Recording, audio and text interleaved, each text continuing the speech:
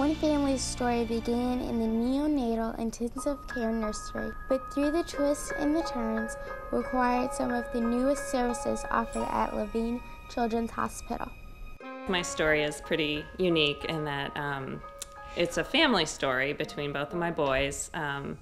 My little one, Alex, who's almost 2, was very sick at birth with a bacterial infection. He came 5 weeks early, so a little unexpected. Over the course of the next 24 hours or so, it became clear that he was sick.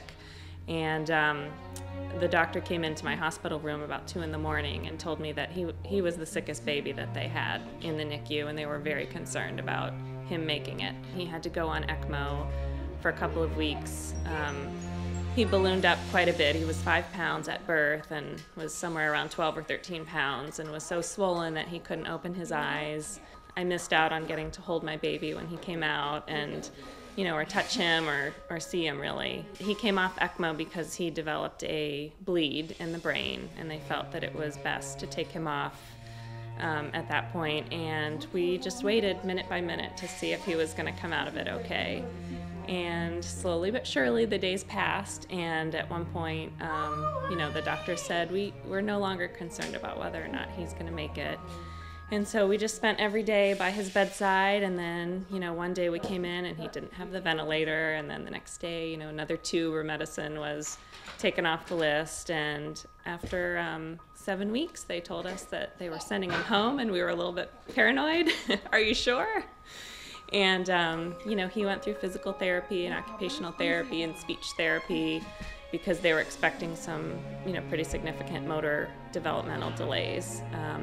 But I can tell you now at almost 2 years old that he's been dropped from just about everything, and he's developing, pretty much on target. And he's a healthy little boy.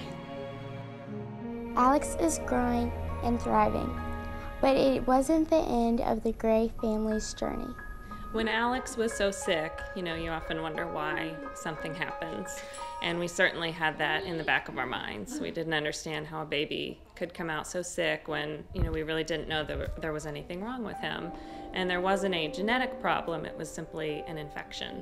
And just when he was getting settled in and was healthy and things were getting back to normal, my older son, Matt, who was 3.5 at the time, was diagnosed with leukemia. It was an absolute shock. Because we had already been through so much with Alex, we sort of felt like we had gone through all that a family could possibly handle. So Matthew has acute myelogenous leukemia, which is a type of leukemia that is very aggressive. His leukemia cells had a very unusual characteristic, and that's associated with doing very poorly with standard chemotherapy for AML. So that bone marrow transplantation is indicated for all patients with his abnormality. And the family was a match, and his brother was a perfect match. So we were able to do the transplant using his brother, who was smaller than Matt, and fortunately was able to give enough bone marrow for Matt for the bone marrow transplant. When the doctor came in to tell us that he was a perfect match for his brother, we felt like that kind of brought it all together, that, God brought Alex into our lives for a reason and was there to save his brother's life later on. So Matt's done great after transplanting. He's had really no complications. As far as his leukemia coming back, that's the biggest concern after transplant because of that abnormality that his leukemia cells had. But every month that he gets further out from transplant, the better his prognosis. My little brother saved my life.